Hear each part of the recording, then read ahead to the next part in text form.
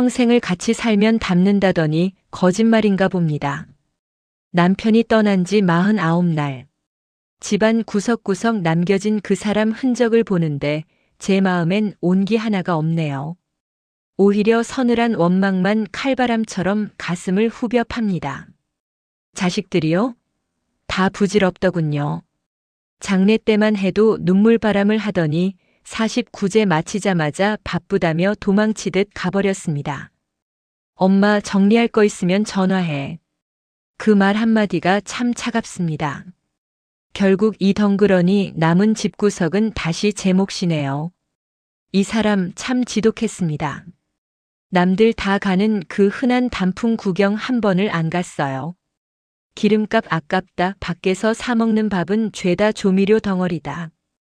돈 10,000원 쓰는 걸 무슨 살점 떼어내는 것처럼 벌벌 떨었죠. 제가 무릎이 아파 절뚝거려도 파스나 붙여라. 병원 가면 다 돈이다라며 타박하던 사람이었습니다. 여보, 당신은 참 좋겠어. 그 돈 다 싸들고 가서 저승에선 떵떵거리고 사나? 남겨진 나는 당신한테 도대체 뭐였을까? 어디 그뿐인가요? 가계부 10원짜리 하나 안 맞으면 밤새도록 저를 닥달했습니다. 집구석에서 하는 게 뭐 있다고 돈을 이렇게 헤프겠어. 그 말이 비수가 되어 제 가슴엔 시퍼런 멍이 들었죠. 그렇게 모으고 아껴서 대체 누굴 주려고 그랬는지. 떠난 사람 옷을 정리하는데 주머니마다 구멍이 숭숭 나 있습니다. 자기 몸 하나엔 이토록 인색했던 사람인데 왜 제 마음은 이리도 시릴까요? 이불장을 다 비워갈 때쯤이었습니다. 장롱 맨 안쪽 구석진 곳에 웬 가방 하나가 있더군요. 먼지가 뽀얗게 내려앉은 아주 낡은 가죽 가방이었습니다. 순간 심장이 덜컥 내려앉았습니다. 기억이 났거든요. 이거 절대 건드리지 마. 내가 죽어도 저 가방은 절대 열지 마라. 알겠어? 생전에 남편은 그 가방을 목숨처럼 아꼈습니다.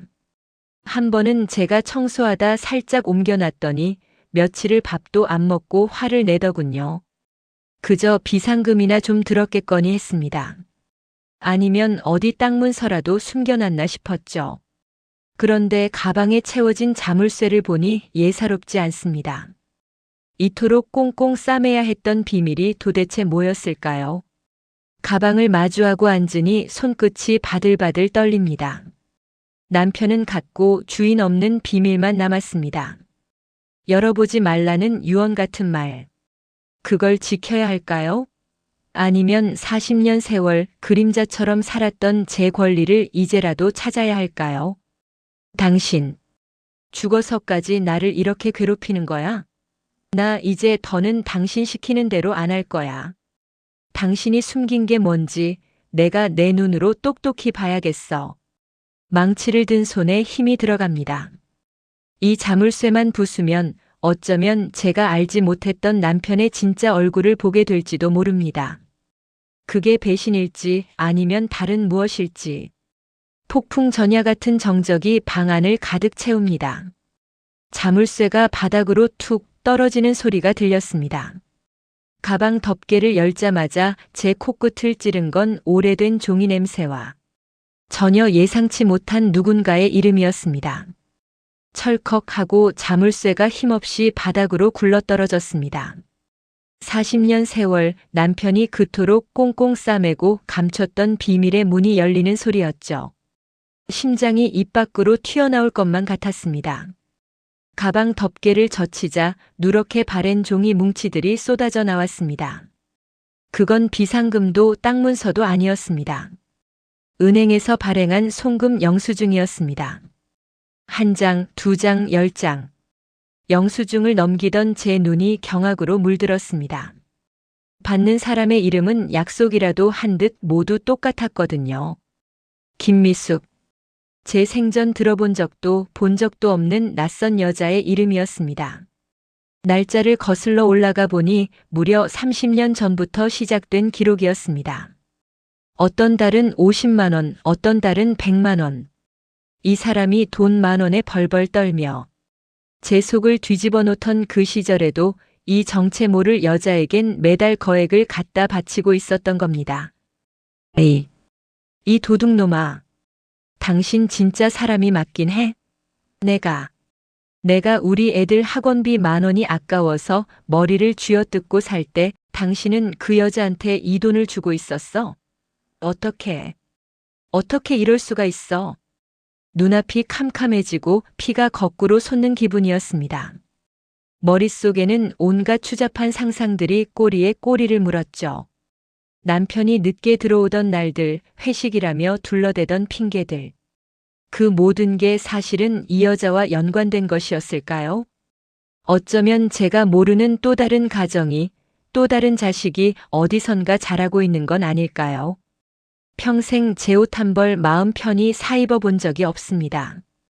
애들 다 떨어진 운동화 한 켤레 바꾸는데도 남편 눈치를 보며 살았죠.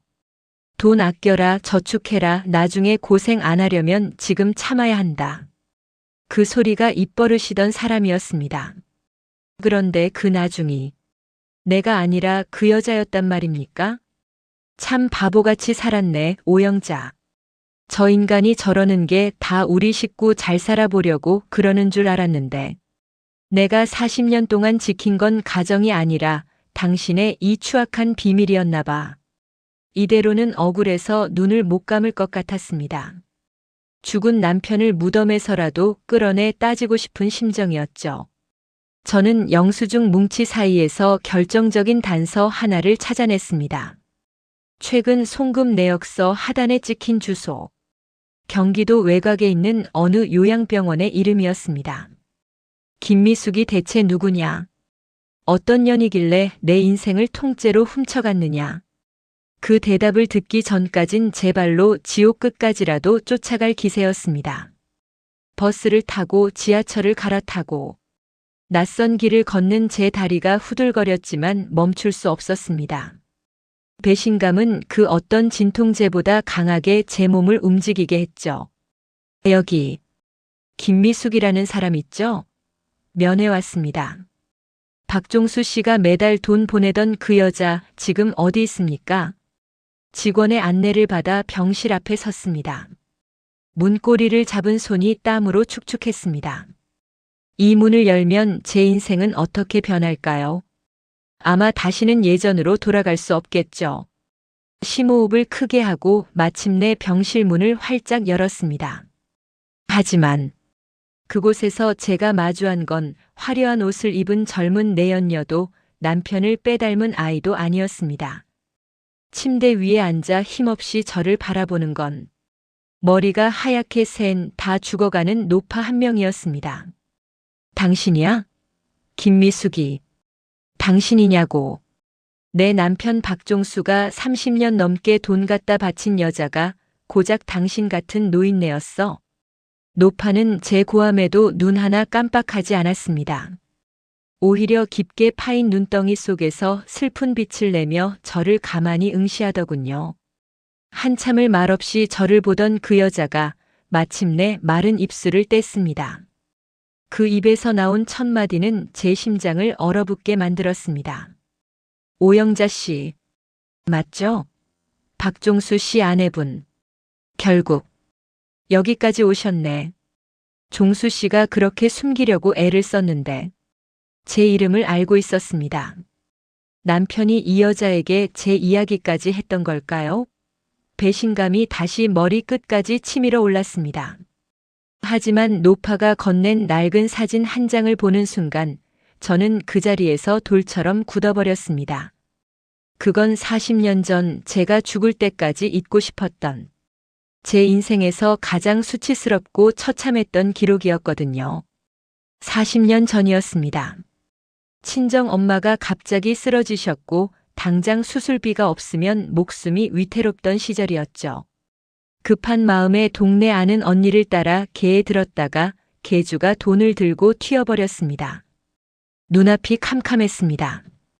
엄마는 병원에서 죽어가는데 돈은 없고 결국 저는 남편 몰래 사채업자 김 사장이라는 사람을 찾아가 돈을 빌렸습니다. 그게 제 인생을 지옥으로 밀어넣는 시작인 줄도 모르고 말입니다. 이자만 원금보다 커지던 날들. 사채업자들은 매일 같이 집으로 찾아와 행패를 부렸습니다. 어린 자식들이 벌벌 떨고 저는 무릎이 발개지도록 빌고 또 빌었습니다. 제발 남편만은 모르게 해주세요. 제가 어떻게든 갚을게요. 하지만 빚은 산처럼 불어났고 저는 결국 극단적인 선택까지 생각하며 한강 다리 위를 서성였습니다. 그런데 어느 날부터인가 그 무섭던 빚 독촉이 씻은 듯이 사라졌습니다. 저는 그저 계주가 잡혔거나 김 사장이 마음을 고쳐먹은 줄로만 알았습니다. 우리 아버지가 김 사장이었어요. 사람 피 말리기로 유명했던 사채업자. 당신 남편 박종수 씨가 어느 날 우리 아버지 사무실에 제 발로 걸어 들어왔죠. 자기 아내 살려달라고 아내가 사기당한 거 자기가 다 갚을 테니 제발 아내 앞에는 나타나지 말아달라고. 무릎을 꿇고 빌더군요. 머리를 둔기로 맞은 것 같았습니다. 남편이 알고 있었단 말입니까? 평생 저한테 해픈년 집구석에서 하는 게 뭐 있냐며 소리치던 그 사람이 사실은 제가 저지른 그 거대한 사고를 혼자 뒤집어 쓰고 있었던 겁니다. 말도 안 돼. 아니야, 그 사람이 그럴 리 없어. 그 사람은 돈밖에 모르는 구두쇠였다고. 나한테 따뜻한 말 한마디 안 한 사람이야. 구두쇠가 안 되고 배겼겠어요? 대기 빌린 원금의 이자까지 당시 집 두 채 값이었던 그 돈을 갚으려면 숨 쉬는 것 말고는 다 돈을 아껴야 했을 텐데. 당신 남편이 평생 무슨 일을 하며 그 돈을 갚았는지 알아요? 낮에는 회사 다니고 밤에는 우리 아버지 밑에서 굳은 일 다 했어요. 남들 잘 때 잠 한숨 안 자고 말이에요. 김미숙은 사채업자 김 사장의 딸이었습니다. 아버지가 죽고 나서도 남편은 남은 빚을 갚기 위해 몸이 성치 않은 김미숙의 병원비까지 책임지며 그 지독한 빚의 고리를 끊어내고 있었던 겁니다. 남편이 돈 한 푼에 벌벌 떨던 이유, 나에게 모진 소리를 하며 마음의 벽을 쌓았던 이유. 그건 저를 향한 원망이 아니라 저를 지키기 위해 본인 스스로를 감옥에 가둔 것이었습니다. 여보. 아니지. 당신 진짜 바보야? 왜 말을 안 했어? 왜 나만 나쁜 년 만들고 당신 혼자 다 짊어졌어? 저는 병실 바닥에 주저앉아 통곡했습니다. 남편이 30년 넘게 송금한 건 돈이 아니었습니다. 자신이 가장 사랑하는 아내의 허물을 덮어주기 위해 바친 그 사람의 피와 살 그리고 깎여나간 평생의 청춘이었습니다. 요양병원을 어떻게 빠져나왔는지 기억도 나지 않습니다. 정신을 차려보니 저는 남편의 유품이 흩어진 안방 바닥에 주저앉아 있었습니다. 조금 전까지만 해도 배신감에 침을 뱉고 싶던 그 낡은 가죽 가방. 이제는 그 가방이 마치 남편의 거친 손마디처럼 느껴져 만지기조차 두려웠습니다. 저는 떨리는 손으로 가방 밑바닥, 덧대어진 천 사이를 들춰보았습니다. 그곳엔 낡은 수첩 한 권과 검정 봉투 하나가 숨겨져 있었습니다. 봉투 안에서 나온 건 남편이 그토록 아꼈던 양복이 아니었습니다. 손바닥에 고무 코팅이 다 벗겨져 피가 배어나온 것 같은 낡은 면장갑. 그리고 여기저기 찢긴 자국을 서툰 바느질로 꿰맨 야간 작업복이었습니다.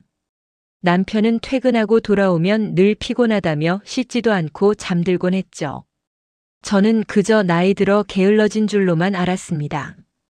그런데 그 사람은 제가 잠든 사이 다시 이 작업복을 입고 어두운 밤거리로 나갔던 겁니다. 주머니에서 떨어진 작은 종이 한 장. 10년도 더 된 캔커피 영수증이었습니다. 새벽 3시 40분.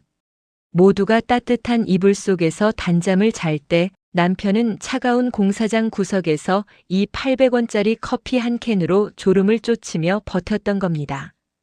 나한테는 고기 한 근 사오는 것도 아깝다며 호통치던 사람이 정작 자신은 1,000원. 한 장 쓰는 것도 무서워 벌벌 떨며 살았던 겁니다. 수첩을 펼치자 남편의 목소리가 들리는 듯 했습니다. 세상에서 가장 무뚝뚝했던 남편의 세상에서 가장 다정했던 비밀들이 쏟아져 나왔습니다. 1998년 11월 12일. 영자가 오늘 시장에서 고기 반찬을 사와서 아이들과 맛있게 먹으며 웃었다. 그 웃음을 보는데 가슴 한구석이 아리면서도 행복했다. 내 몸은 부서져도 저 웃음만 지킬 수 있다면 바랄 게 없다. 영자야, 너는 평생 미안해하지 마라. 사고는 내가 친 거로 하고 너는 그저 예쁘게만 살아라. 저는 짐승처럼 울부짖었습니다. 당신이 왜 나한테 나쁜 남편이 되어야 했는지, 왜 평생 돈밖에 모르는 인간이라는 욕을 먹으면서도 입을 다물었는지. 이제야 알 것 같아서 가슴이 찢어질 것 같았습니다. 내가 사기당한 그 돈을 갚기 위해 남편은 본인의 인생을 통째로 갈아넣고 있었던 겁니다. 아내의 자존심이 다칠까봐 미안해서 어떻게 사냐며 아내가 눈물로 세월을 보낼까봐 남편은 차라리 본인이 미움받는 길을 택했던 겁니다. 이 미련한 사람아. 이 바보 같은 사람아. 말을 했어야지. 나 혼자 잘 먹고 잘 사니까 좋았어. 당신 저 세상 가서도 나 욕하고 있는 거 아니야? 이렇게 나쁜 년 만들어 놓고 먼저 가면 나는 어떡하라고. 일기장 맨 뒷장에는 저를 향한 마지막 유언 같은 글이 적혀 있었습니다. 영자 명의로 된 통장, 비상금이라고 생각하고 넣어뒀다. 내가 가고 나면 그 돈으로 당신 하고 싶은 거 하고 친구들이랑 여행도 가라. 미안하다 영자야. 사랑한다는 말 한마디 못하고 가서 정말 미안하다. 그제야 깨달았습니다. 남편의 지독했던 침묵은 차가운 거절이 아니라 저를 지키기 위한 가장 뜨거운 사랑이었다는 것을요. 40년 세월 동안 저는 남편의 등을 보며 원망했지만 남편은 그 굽은 등 뒤에서 제 인생의 모든 비바람을 혼자 맞고 서 있었던 겁니다. 당신을 용서하겠다고 생각했는데 용서를 구해야 할 사람은 당신이 아니라 바로 저였습니다. 폭풍 같던 며칠이 지나고 저는 다시 남편의 묘소를 찾았습니다. 전에는 오기조차 싫어 억지로 발걸음을 뗐던 이곳이 오늘은 이상하게 포근합니다. 차가운 비석을 쓰다듬는데 마치 남편의 거친 손등을 만지는 것처럼 가슴이 뭉클해집니다.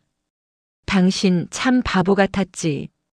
그 무거운 짐을 혼자 짊어지고 어떻게 그 긴 세월을 버텼어. 여보, 나 다 알았어. 당신이 왜 그렇게 구두쇠처럼 살았는지, 왜 나한테 모진 소리만 했는지. 이제 미안해하지 마. 당신 덕분에 나 평생 빚쟁이 안 되고 곱게 살았잖아. 그거면 됐어. 이제 거기선 허리 좀 펴고 돈 걱정하지 말고 편히 쉬어. 집으로 돌아와 은행을 찾았습니다. 가방 안에서 발견한 제 명의의 통장. 남편이 밤잠 안 자고 모은 피 같은 돈이 찍혀 있더군요. 그 숫자를 하나하나 헤아리는데 눈물 대신 웃음이 났습니다. 이건 단순한 숫자가 아니라 저를 위해 바친 남편의 40년치 고백이었으니까요. 이 돈을 어떻게 써야 당신이 가장 기뻐할까 며칠을 고민했습니다. 결국 저는 작은 국수집을 열기로 했습니다. 남편이 평생 마음에 걸려 했던 우리 엄마, 그 친정 엄마가 생전에 제일 좋아하셨던 게 국수였거든요. 돈이 없어 고생하는 사람들, 외로운 노인들에게 따뜻한 국수 한 그릇 대접하는 곳. 남편이 못다한 사랑을 제가 대신 전하는 통로가 되기로 마음먹었습니다. 여보, 오늘 멸치 육수 아주 잘 우러났지? 당신이 그랬잖아. 영자가 해주는 국수가 세상에서 제일 맛있다고. 오늘 손님들 많이 오게 당신이 좀 도와줘. 가게 문을 열자마자 동네 어르신들이 하나둘 모여듭니다. 사장님, 국수 냄새가 기막히네. 그 소리에 배시시 웃음이 납니다. 평생 남편 뒤에 숨어 원망만 하던 제가 이제는 누군가에게 온기를 나누는 사람이 되었습니다. 남편은 떠났지만 그 사람이 남긴 사랑의 씨앗이 제 인생에서 이제야 꽃을 피우고 있습니다. 살다 보면 바람 부는 날도 있고 비 내리는 날도 있겠지요. 하지만 이제 저는 겁나지 않습니다. 제 등 뒤에는 여전히 저를 지켜주는 남편의 넓은 등이 있다는 걸 아니까요. 비록 몸은 곁에 없어도 당신의 진심은 이 따뜻한 국수 국물처럼 제 가슴 속에 영원히 흐를 겁니다. 여보, 이제 미안해하지 마. 당신 덕분에 내 인생이 참 따뜻했어. 고마워요, 나의 바보 같은 사람. 우리 나중에 웃으면서 다시 만나요. 어서 오세요. 따뜻한 국수 드시러 오세요. 여러분, 오늘의 이야기는 어떠셨나요? 재미있으셨다면 구독과 좋아요 부탁드려요.